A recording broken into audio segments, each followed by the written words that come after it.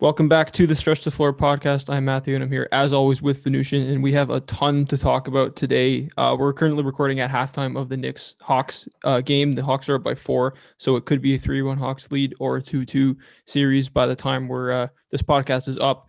We got the Bucks swept the Heat last night. Utah, Donovan Mitchell had a great second half, leading them to a victory last night to take a 2-1 series lead.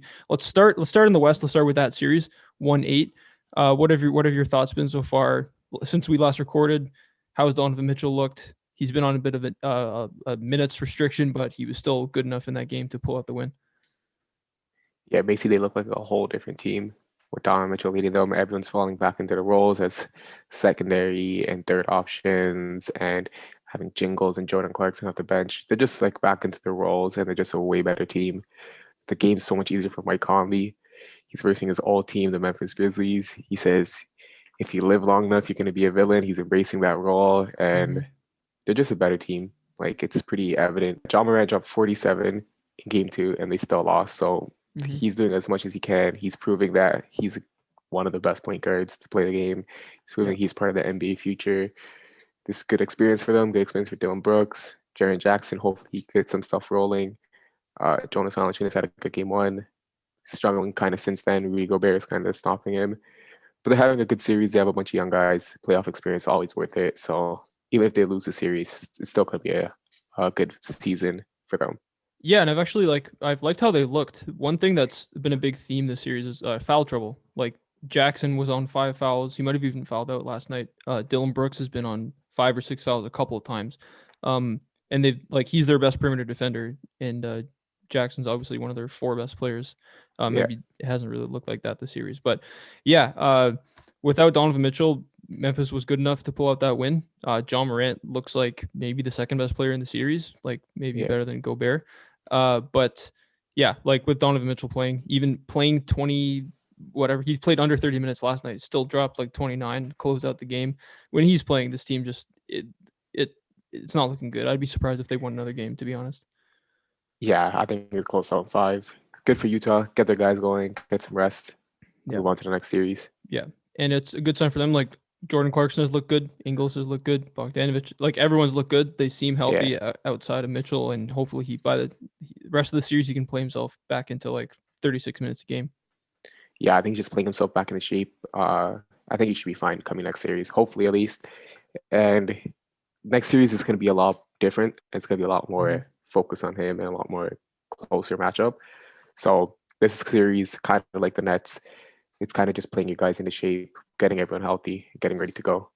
Yeah, and they're going to be looking at the winner of Dallas Clippers, which we'll get to in a minute. So let's go to the 2-7 matchup. We're recording about an hour before Game 4 of Lakers Suns. Chris Paul clearly not even at 70% probably. Yeah. AD was questionable, but now it seems he's playing this game. Anyway, there's a couple injuries going around this series. The Lakers looked so dominant last game, and the Suns just seem overmatched without a healthy Chris Paul. Yeah, without a healthy Chris Paul, they're not winning the series. Without a healthy Anthony Davis, the Lakers aren't winning the series. So we can't really comment on it because both of them are questionable. Both of them were not questionable, but they both were going to play against game 4. But it's just like, at what percentage are they going to play this game? Is Chris Paul still be playing at 70%, 60%? Is Anthony Davis going to play? Like Anthony Davis played like 100% last game. Yeah, I don't know. Like he looked amazing. He was scoring crazy, getting to the line, doing everything. So if he's not playing at that 100%, like if he has a game 1 type issue where DeAndre Ayton just goes to the paint and scores crazy amounts, it's gonna be trouble. But man, this is a good matchup.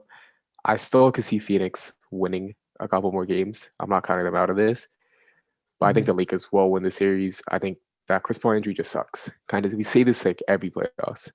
That Chris Paul injury sucks. Yeah. So kind of happens. It's the story of Chris Paul's career. It's going to be mentioned when he retires. Oh man, this playoffs, he got injured. Like it just sucks. It's like a curse kind of, but it just sucks. There's nothing else to say about it.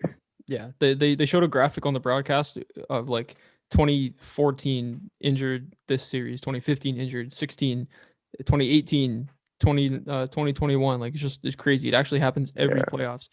when it looks like they could actually be title contenders. But like you're right, like AD was terrible in game one. I don't know if that was a health thing or just an off game or whatever. But game two and game three, like he was just getting to the line Basi- whenever he wanted. He was doing whatever he wanted, right? And Aiton wasn't as dominant. He was still good. He's still been really good this series. But with Davis playing like that, even Drummond has been playing pretty well for them.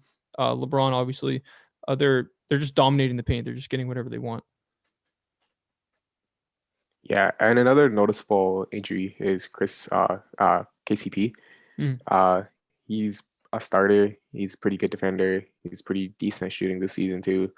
And I don't think it's going to change this series, but in the future, they're definitely going to need him. Uh, he's one of the best defenders. Even though Devin Booker's been going crazy, he would be dropping like 50 points a game if it wasn't for KCP. So Yeah. we're going to have to see KCP and Devin Booker and how they played today if KCP can't go with that quad injury. Yeah, and without a fully healthy Chris Paul, like the thing that stands out to me is like it's pretty much just Booker who can create a shot and create something for another person on the Suns. Like game two, I think it was. Game two, uh, campaign was amazing, but since then it's kind of only been Booker who can create a shot. Like I said, campaign sometimes Chris Paul obviously, um, they need him fully healthy because they don't have too many options that can generate offense.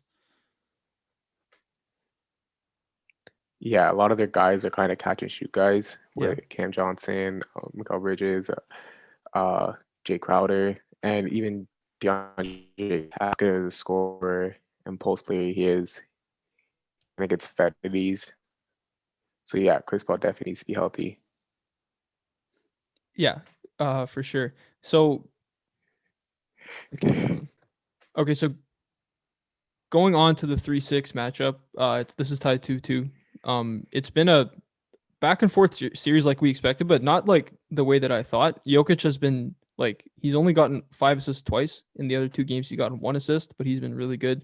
Um, Lillard has been good. Norman Powell has been good. CJ's been pretty good. Uh, it's kind of going as we expected. Maybe the Nuggets have been doing a little better even without PJ Dozier and Will Barton than we thought. Yeah, I think the key is Norman Powell. Game Yeah. four, like he Yeah. snapped. He was 29 getting the points. crowd love, and we know like playoff Powell. We Mm-hmm. always hype him up. Raptors fans love him, and if he could play at this level, where he's a consistent 20-point scorer alongside a consistent 25-point scorer in Dame and a Mm-hmm. consistent 20-point scorer in CJ, he just takes off so much stress off like Carmelo Anthony, Robert Covington, where those guys could just like if they hit their shots good, that's a bonus, but they don't need to hit their shots. Ennis Cantor is kind of unplayable. I think finally Terry Stotts realized that. Yeah. Ronis Hollis Jefferson got some minutes over Yes. Ennis Cantor because defense is all that matters. It's to the point where this team, with the Nuggets team, it's like like Jokic can't even be himself because he has such an easy matchup Mm-hmm. and the guys aren't hitting their shots, so he has to score. So you just kind of have to focus on let Jokic get 50, but stop everyone else. Yeah. And the games that the Denver Nuggets have won, it's where every starter is scoring in double digits when Austin Rivers, Capozo, MPJ, and Eric Gordon, or if it's MPJ having a 25-point game. So as long as you stop one of that, Mm-hmm. make sure every starter doesn't score in double digits. Make sure MPJ doesn't have a 25-point game. Let Yeah. Jokic have his 50-point games because you can't stop him when you can't stop him with No. Nurkic and Cantor. No. So let him have his 50-point game and stop everyone else, and you're gonna win the series. It seems like they've got that game plan. Seems like Powell's coming into shape. So it's gonna be an interesting series. We both have it still going 7. I'm still going with my boy Jokic, and you're still Mm-hmm. going with Norman. He's still going with the depth of the Portland Trailblazers team, which does Yeah. make sense. But it's definitely going to be a close series. It's going to be one of the longest series this first round. Yeah, this is kind of like the blueprint that a lot of people have mentioned for Jokic. Like, just turn him into a scorer. Don't double him. Don't let him. Don't give him any passing options. And that like they're just doubling down like without pretty much anything around him offensively except my MPJ. They're just like, yeah, get your 50, uh, and beat us by yourself. But he hasn't been really scoring 50. He only put up 16 in the last game. Um, But that's in no way to say that Jokic hasn't been performing this series. But yeah, like you said, like Norman Powell has been huge for Portland. This is exactly why they got him. He's a bona fide third option.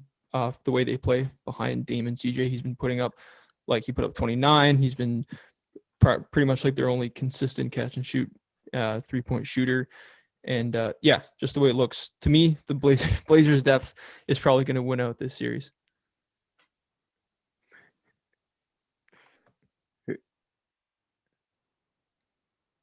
Yeah, I agree with you, man. This series is depth versus star, even though Damian Lillard himself is a star. So it's gonna be interesting to see. Yeah, for sure. Like the Nuggets, as sad as it is, the Nuggets weren't going to win a championship with the injuries they currently had. And this is just, I don't know. Even if they got past this round, they were likely not making it out of the second round. So it's not like too much of a tragedy for Nuggets fans like us. Yeah. Yeah. Okay. So going on to what has been the most exciting, most watched series for me, the Mavericks took a 2-0 lead on the Clippers after we last talked, and then the Clippers came back strongly and answered, making it a 2-1 series. Kawhi looked amazing. Paul George has been really good. Luca obviously has been maybe the best player in this series. They play again tonight, 9:30. What did you see anything from the last game that makes you think the Clippers are going to tie it up, or is Dallas going to make this a 3-1 lead? Man, the Luca injury, Yeah. he's been scoring what? What was his lowest scoring game? 30? Yeah, I think 30 so. was his lowest scoring Yeah. game. Yeah. So yeah, if he scores like 25 a game, they're losing. Yeah. He needs to score 30, 40, Yeah. 50 to win a game. And he's amazing. He was like, people were saying, oh man, this is the face of the league. Kind of like just over Zion, over Jason Tatum, who also had a 50-point game this playoffs as well. Yeah. Like that's how good Luka Doncic has been. Yeah, like it's been crazy. They're just talking about like all this future with like Luka versus Tatum, Luka versus Zion. Like he's just like making fans accepting of like the future and stuff like that. Like he's changing. It's crazy. It's crazy how good of an impact he's having. And I just hope this neck injury is not too much because we've seen. I'm gonna describe. I don't know scientifically or like Chris Paul's injury sounds pretty similar to it. Yeah. And Chris It Paul does. is nowhere Nowhere near near. 100%. So I just hope it's not to the extent of Chris Paul's injury because Yeah. Chris Paul and the Sun stuff haven't released anything. They're just like, I'm fine, I'm 100%. Yeah. Yeah. I know that's like the old mentality, I guess, of Chris Paul, where it's like, I don't want to give him an edge and know that I'm weakened. I want to be like a distraction, help Devin Booker as much as possible. Man, if it's the same injury as Chris Paul, then I can't see the Mavs winning another game. Yeah. But Yeah. if he's healthy, if we're presuming he's healthy, because the Mavs said he's playing, he's going to be healthy, then this series could go to 7 because Kawhi Leonard has still been amazing. I Yeah. know we've been getting like a lot of, there's a lot of NBA Twitter has been making fun of the Clippers, but Kawhi Leonard has been amazing. He had a 40-point game, great games, and it's just a battle between the present Kawhi Leonard, a top 3 player right now, and Luka Doncic, the future face of the league. Yeah, I totally agree with you. Like the interesting thing is like with Chris Paul, we saw his injury happen. Like he was on the ground for a couple of minutes there. Right? I never did. You see Luka's injury happen? It just he kind of just brought it up mid game and was kind of tugging at that shoulder before he was shooting free throws and stuff like that. I didn't really see it happen, but you're right. It's in that like trap neck shoulder area. It does look pretty similar. The thing is for me, as good as the Mavs looked in the first 2 games, and as good as they looked for most of the game offensively in the third game, like the Clippers can score in the paint anywhere on the floor whenever they want. Like the defense is just pathetic. Porzingis has not been a shot blocker. They've had no rim protection. Kleber's been doing his best on Kawhi, but like it's just they can't get a stop when they want to. They can't get a stop when they need to. Stops have been extremely hard to come by. Yeah, kind of the defensive guy, Josh Richardson. He was Yeah. brought in over Seth Curry to be a good defensive guy, and he just hasn't been able to do that. Maxi Kleber, like we have to give him his credit. Like yes, Kawhi and PG are kind of killing him. Yeah. But he's like a 7-foot mobile big doing as best as he can, right? Like Yeah. he's doing great. Like it's not really like his matchup ideally on most teams. He's just doing great for what the Mavs have been asking. Porzingis has to get better rebounds. He's averaging less rebounds this playoffs than 5'11" Capozo. So like that's embarrassing. Like you have to rebound, you have to dominate, you have to post up, you have to score in the paint. Like you Yeah. have to show that you're 7'3". And I know we always say this for Yeah, Porzingis, we but always say it. come on, like do it. Yeah. Yeah, we always say he Yeah, needs to post up more. I'm not even asking for post ups at this point. Like he's 7'3", not grabbing any rebounds at all. And like rebounds. Yeah, Kleber's doing his best on Kawhi, but and Kawhi's driving into the paint, and the big should be rotating over and like like a Clint walking. Capella or like a Burke Lopez even just like blocking the shot, and he's not there. He's not really doing his job defensively. And then offensively, it's literally just Luca. They're not getting any paint scoring. They're getting no cutters. It's just Luca taking a lot of step backs, taking a Shooting. lot of mid range, getting to the free throw line a lot, missing a lot of free throws, which is kind of an interesting sub story there. But yeah, like if Kleber's hitting shots, if Porzingis is hitting shots, which he hasn't been, same with like Tim Hardaway Jr., which he did in the first 2 games. Brunson has been really good. It basically comes down to whether the guys outside of Luca can hit their threes, and if Luca is fully healthy and putting up 35-point triple doubles. Because if he's putting up 25-point triple doubles, they're not winning, like you said. Yeah, it's crazy, man. Like when we say 24-point like triple double is not enough, Yeah, but like that's how much this team is dependent. It reminds me of like a young LeBron. Remember like with those Cavs yeah, teams before yeah, he left to Miami, like there yeah. was Zydrunas Ilgauskas. Similar to Mm, Kristaps Porzingis in Porzingis. Yeah. height. Completely different game because he was more of an inside guy. Yeah. Similar in height. Uh, Jalen Brunson, similar to maybe like a Delonte West. I don't know. It's like it's a pretty similar team. Yeah. They're both doing crazy. We're gonna remember this. We're gonna talk about man. Remember when young Luca was averaging 30 against Kawhi, this Hall of Famer, and PG, the Hall of Famer. It's a great series. Even if he loses, we're gonna talk about it, man. Like this was a great series for Luka Doncic, but I hope he wins. I hope he gets that next Hmm. series because I think they could win series 2 as well. Yeah. Yeah. I agree. Like if Porzingis can play like Porzingis and bring Rudy Gobert in the next series, like out to the perimeter, Out to the that's a perimeter, yeah. that is a different story. But like this is something you've brought up. Porzingis looks like a $30 million role player, and he's not even a Yeah. top 4 role player on that team. So like they definitely need more from him. Yeah, and like in Raptors discussions, like Raptors always need centers, and a lot of discussion has been like a Porzingis for Fred VanVleet swap, and majority of Raptors are like, hell no. No So thanks. that's how you Yeah. know like his value has dipped a lot. Yeah. I don't know if it's like Yeah. there's always some sort of leg or knee So we're injury going with to the him. East. Yeah, yeah. Let's go on to the East. Okay, so the 1-8 matchup, the Wizards find themselves down 3-0. The first game was a lot closer than the other two, but it hasn't looked good for the Wizards. I don't know if Bradley Beal's at 100% or not, but in any case, the Wizards find themselves down 3-0.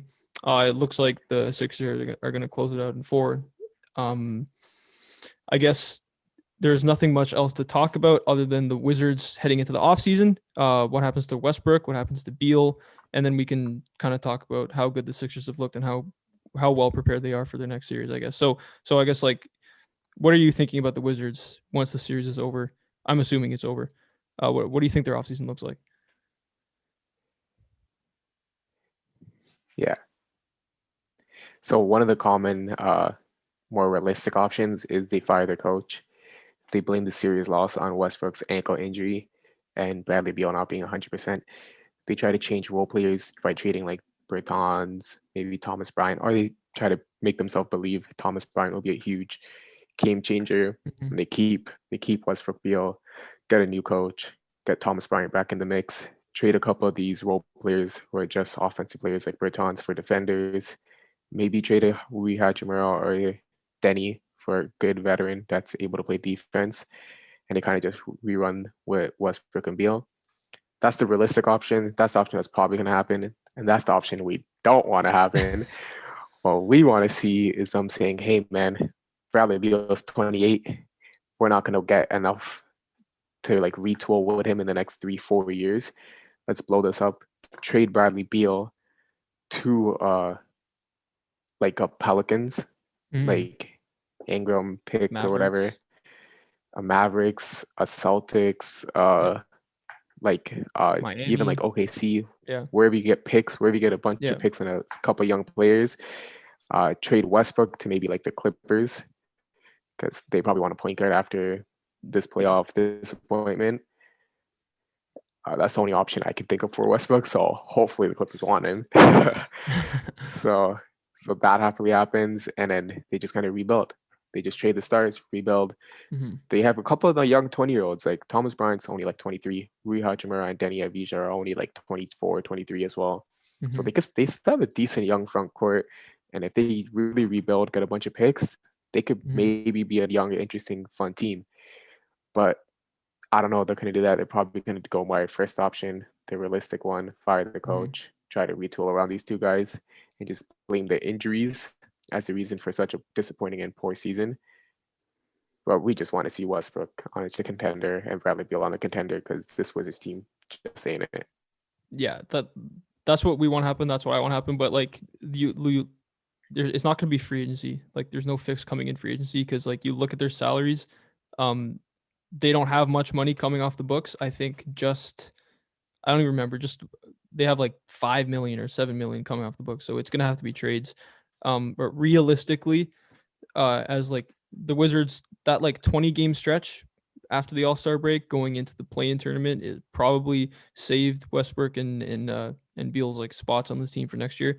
They're probably going to use the coach and injuries and Thomas Bryant's injury as an excuse and just like retool the role players, like you said. Bertans is probably traded somewhere. Um, yeah, I don't know, but is that may actually be a decent option because I think that team can be a top 7 to 6 seed with those two fully Yeah. healthy and like better role players around them, better defender role players. That team could totally make the playoffs. The thing is, every year Bradley Beal's contract loses an Yeah, extra year. It gets less and less valuable. yeah, Obviously, Westbrook's contract losing a year gets more valuable because it's huge money for an old yeah, guy. yeah, But I'm saying every year Bradley Beal's contract less and less valuable. And as we've seen with like James Harden and everyone, you just want to get as much value for your star as possible. yeah. It's always better in the NBA to trade your stars a year too early rather than a year too late. It's hard to do that with Westbrook, like you said, because his contract is getting more valuable and Beal's is getting less valuable. So where's the sweet spot? This is probably the sweet spot now, right? Because Beal has how many years left? 2, 3? I think too. Yeah. 2, and then Westbrook has 1 after this year. Or is it 1 plus a player option or something like that? Yeah. But yeah, Let me check. like I don't know. Realistically, they're probably not doing anything. So this off season, Westbrook will still have 2 years left on his deal, and Bradley Beal will have 2 years left on his deal. 2 years, If you so wait till 2 and next 2. year, where Bradley Beal's has Yeah, one, yeah, he's gonna lose so much value. So yeah, I think this is sweet spot. I think this is where you do it. I think Westbrook at 2 years, people are still gonna take yeah, flyers on him, especially Kawhi Leonard. If he says, "Hey man, I don't want to play with Morris, Patrick Beverly, and Luke Kennard. Instead, give those three players and one pick and go get me Russell Westbrook." mm-hmm. Like the contracts match, Yeah, and those three yeah, players aren't really that good. yeah, So I can see that happening. And people are saying, why would the Wizards accept that? It's just three smaller contracts. Patrick Beverly's is a 1 year expiring. Uh, Morris's contract at 16, 15 million, you can move. Luke Kennard's contract at like 12 million is movable. So mm-hmm. those you can just get movable small contracts instead of one large unmovable contract. So yeah, I can see that happening. Bradley Beal, we listed out a million options. We hope he gets traded somewhere. But yeah, it's going to be interesting. And Wizards have the keys to this offseason and see how interesting they want to make it. Yeah. It seems like a couple off seasons ago, it seems like the Magic are always holding the keys to the off season. This year it's Yeah, definitely the Wizards. I wonder if Kawhi does demand Russell Westbrook, like are they gonna the Clippers gonna keep meeting his demands? Like, oh, let's say he have says to. I'm not picking up He's this a, player option if you don't get Russell Westbrook. Like the Clippers are kind of like they have to do it, right? yeah, like what are you gonna do when he leaves? Yeah, Run with Paul George and become a 7 seed? Like you have to keep Kawhi there. And yeah, if you keep Kawhi there, you still a top seed, top four yeah. seed. So you have to keep him there no matter what. It's interesting how it was rumored where before he signed with the Clippers, like he said to Masai Ujiri, I'll stay in Toronto if you trade for Russell Westbrook and Paul George, right? And then the Raptors Yeah, refused to trade Pascal Siakam. Now it looks like maybe Westbrook could end up with Kawhi back and with Paul Kawhi. George on the Clippers. Yeah, Yeah. So okay, so let's move on to the 2-7 or the 2-7 matchup. What we thought was going to be a sweep. I think I actually gave Jason Tatum a game. I don't remember. Anyway, Jason Tatum dropped 50 yeah, and you did. made it a 2-1 series against the Brooklyn Nets. Is this just a one-off, or do we have some deeper concerns about the Nets? Like if Jaylen Brown were playing, would this be a more interesting series than we thought? It would. 100%. Jaylen Brown's not good of a player where he would Yeah. make an interesting series.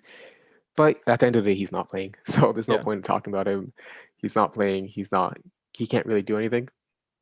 And just because of that, unless Jason Tatum keeps dropping 50 points, it's a wrap for the series.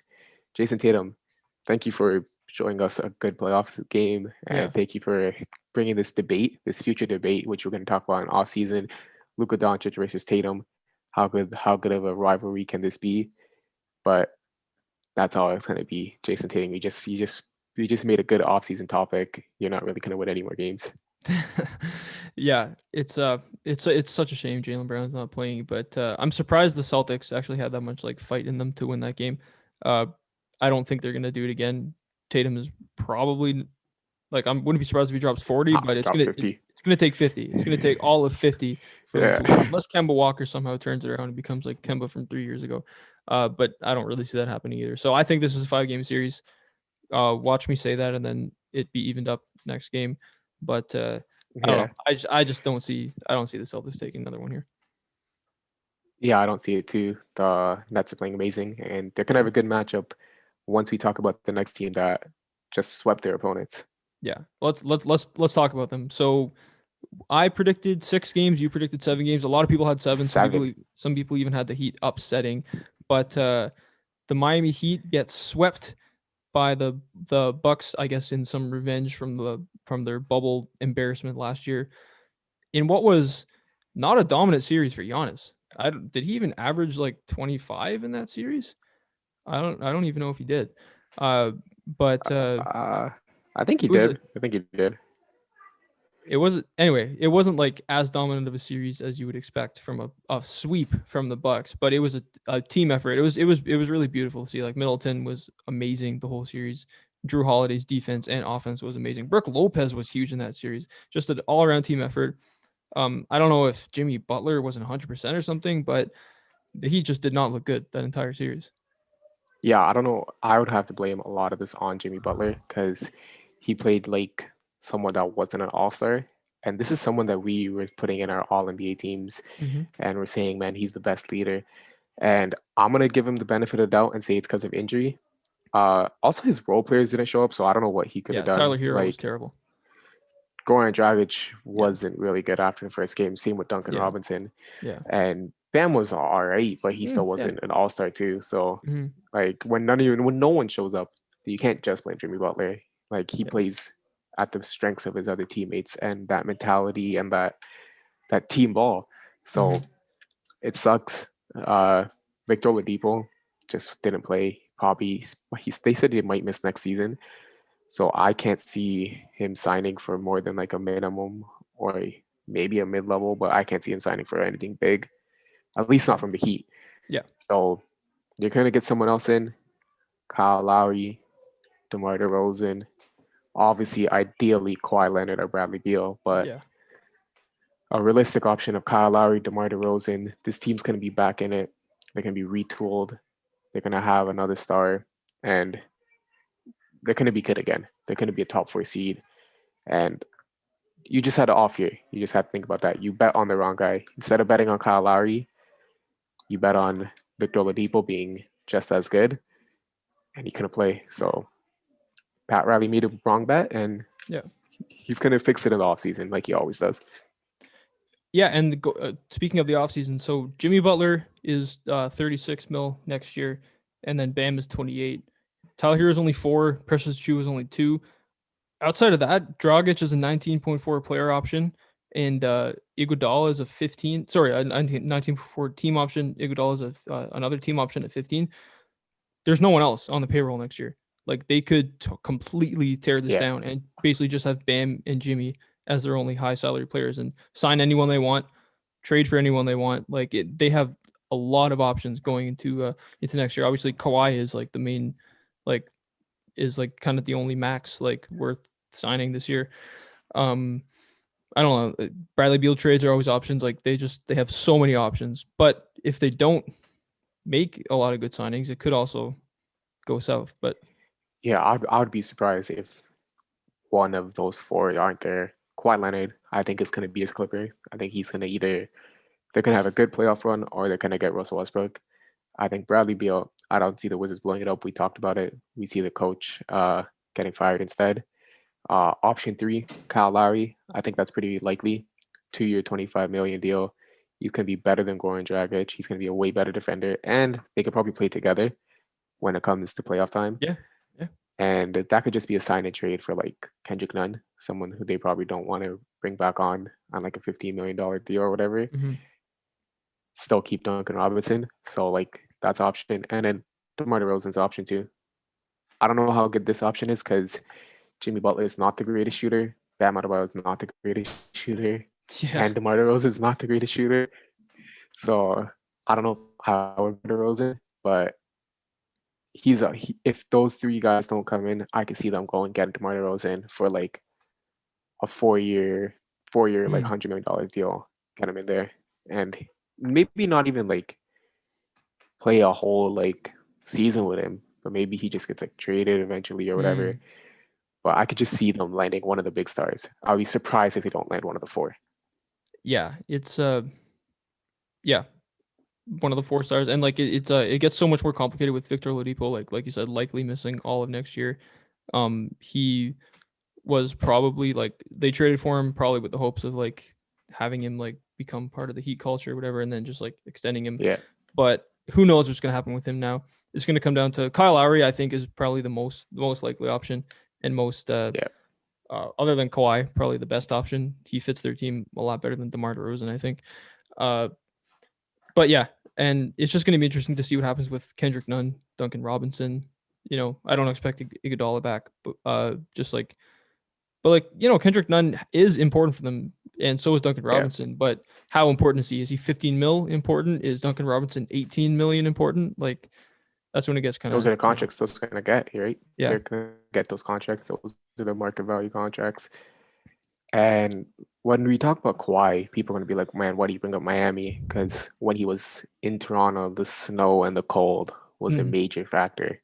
Yeah. So like he's gonna go somewhere warm. We don't think he's gonna jump ship onto the Lakers. Yeah. We don't see a Texas team really, poised up to get him.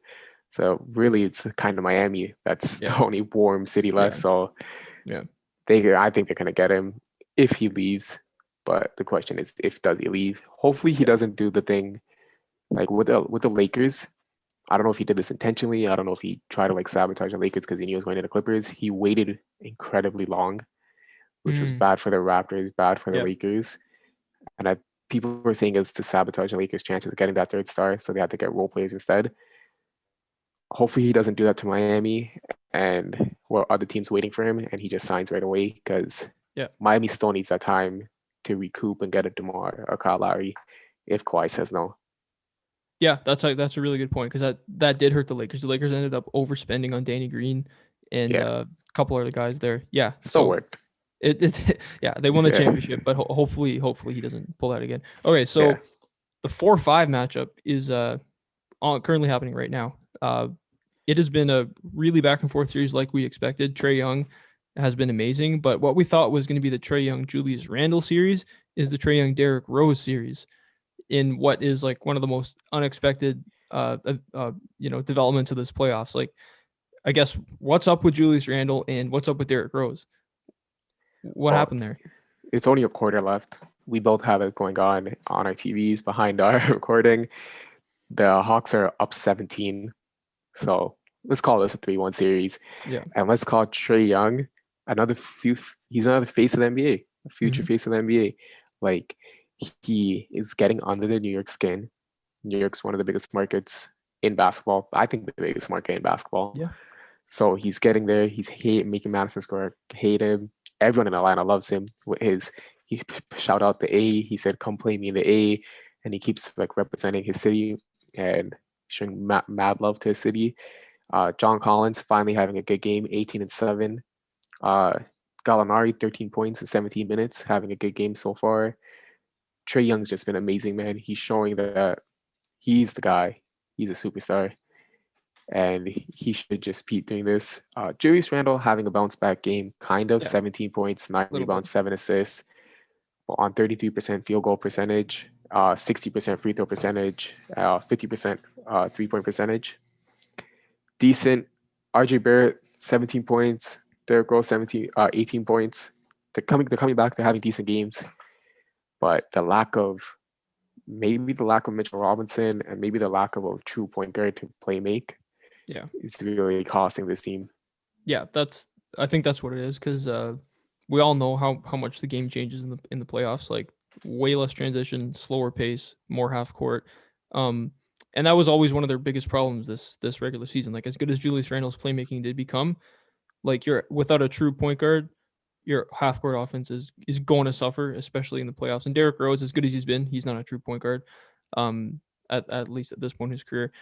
But yeah, I don't know. Julius Randle's having a really tough time of it. They're throwing a lot of different looks at him, like double teams. They're kind of playing him almost like Giannis, like throwing a little bit of a wall at him. It's been kind of interesting to see. Yeah, But he's he's been struggling. I'm not like gonna overreact too much and call him like bubble Pascal Siakam or anything.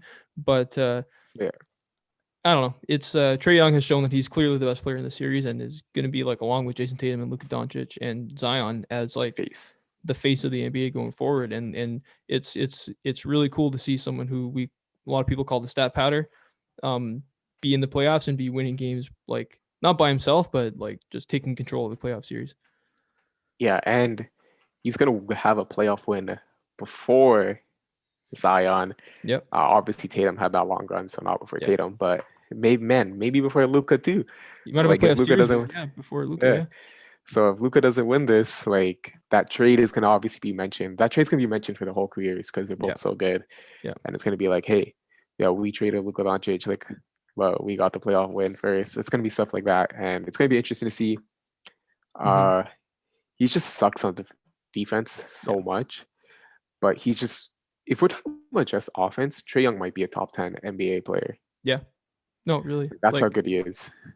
he's basically just like if Steve Nash decided to just shoot a million threes, like if Steve Nash played today, right? Like that's basically what he's doing. He's Yeah, that talented, amazing playmaker. He's a perfect offensive player. Like his size, he makes up for his size, like totally. It's and but just the Hawks are such a like he's throwing lobs to Capella. Capella has fit in like so nicely there. Collins, like you said, is stepping yeah, up. Gallinari, Bogdanovich. They're such a perfect offensive team almost. Like when they do play, if they do end up playing the Sixers in the next round, like they're gonna get murdered on defense, yeah, but they're gonna be able to score. I think it's gonna be tough yeah. with Ben Simmons guarding like Trae Young, Ben Simmons guarding whoever, on Embiid like protecting the paint there, but they're still gonna be able to score. Yeah. Uh, Next season, I hope they don't just like forget Trae Young's round one performances because Mm, Ben Simmons is absolutely the hardest matchup league wide for Trae Young. yeah, Like by far league yeah, wide for Trae Young, and yeah, he's going to be deferring because when you have Ben Simmons, the defensive player, your hardest matchup on you, you're going to defer. You're going to try to see, hey, what can Gallinari do? Hey, what can Collins do? Hey, there's an open three. Let's try to feed that. And yeah, it's going to be hard for Capella too, one of the more consistent options because he has Joel Embiid on him. So I hope this Hawks team isn't just judged on their potential sweep or potential loss to mm, the Sixers, and they're judged on both. They're judged on both because they still need to improve. They still need to get that superstar. I still think yeah, trade for one, yeah. but they're a really good young team, and these youngsters deserve some credit.